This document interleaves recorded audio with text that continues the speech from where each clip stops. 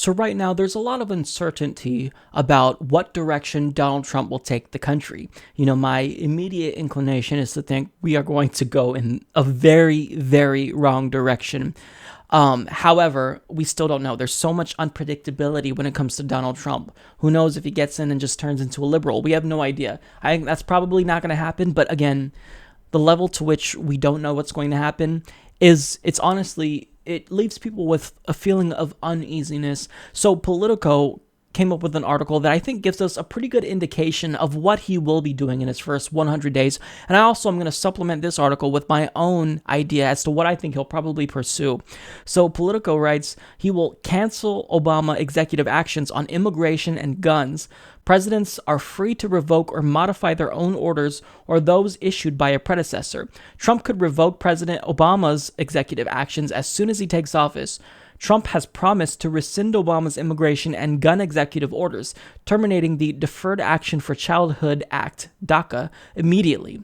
Undoing DACA, which deferred deportation and allowed immigrants to apply for work permission, would make undocumented people who arrived in the United States as children subject to deportation. Trump also promised to eliminate deferred action for parents of Americans and lawful permanent residents, or DAPA, an expanded version of DACA proposed by Obama in 2014. That program, which applies to some 5 million people, is on hold due to a Supreme Court deadlock. Trump called Obama's executive order to require background checks on firearms sold at gun shows an assault on the Second Amendment and vowed he would unsign that so fast. He's also promised to ban gun-free zones in schools and on military bases on day one. So you have that to look forward to. Now also, he would announce executive action to withdraw from the Paris Climate Agreement, but we are going to still be bound by that treaty for 4 years. Now, I also expect him to withdraw from the Iran deal, and he'll also suspend immigration from, quote, terror-prone countries and implement extreme vetting of Syrian refugees, because apparently, taking 2 years to vet them isn't extreme enough. So maybe it'll take 10 years. I don't know what Donald Trump wants. I don't know what he means by that. But again, we have an extreme vetting program. So we'll see what happens.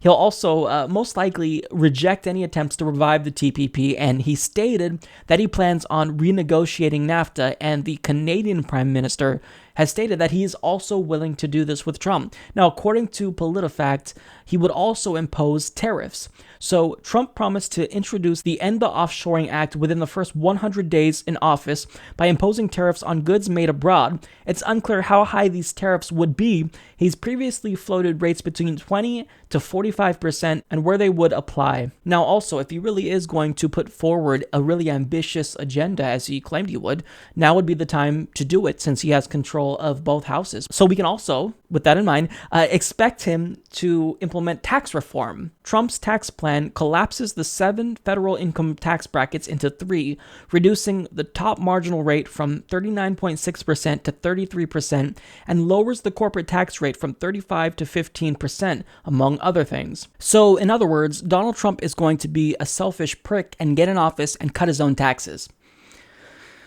So again, we're going to see another round of trickle-down economics, and once again, it's going to have to blow up in our faces, and I doubt people will see that it doesn't work. So this will lead to income inequality, definitely going to be exacerbated. This will potentially increase the U.S. deficit because this is what happened when Bush implemented tax cuts for the wealthy. Also, this will ultimately crash the economy in the long run because what you're doing by exacerbating income inequality is you are increasing this gap between the rich and the poor. And when you do this, when the rich people, they just keep accumulating more and more wealth, they store that money in bank accounts. They don't spend it. But when you give money to poor people, when you increase their purchasing power, they stimulate the economy. That benefits everyone because then businesses make more money. They start hiring more people. As more people get jobs, they make more money. And the economy, it just gets going. It's common sense. But when you give it to greedy oligarchs, all they do is they sit on it. Maybe they'll buy a yacht every couple of years or a mansion here and there, but you're not helping the economy. So again, it's going to blow up in the faces of Republicans, and the problem is that Democrats are probably going to be too spineless or cowardice to illustrate to the American people that trickle-down economics, they don't work.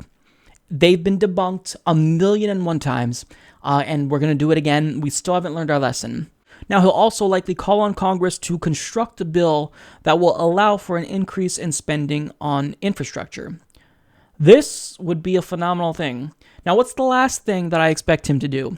I expect him to try to accomplish the thing that made him the most popular. I think he's going to try to construct a wall on the southern border.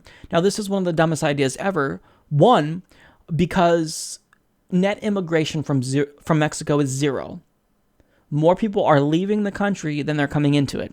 And furthermore, this is a waste of money because not only would this increase the debt and be just ridiculously expensive, but not everyone comes through the United States illegally through the border. Many of them overstay their visas and it expires, and then they're therefore illegal immigrants.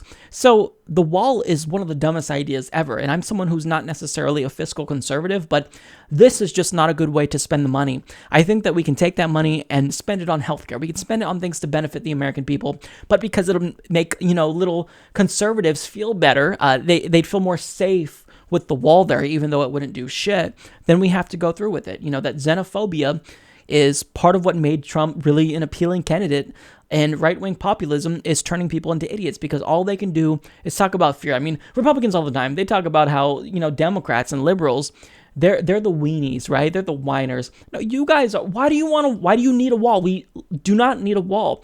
When immigration from Mexico is net zero, you don't need a wall.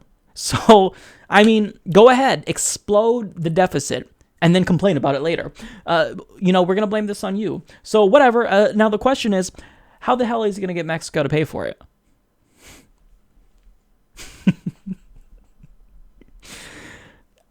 Yeah.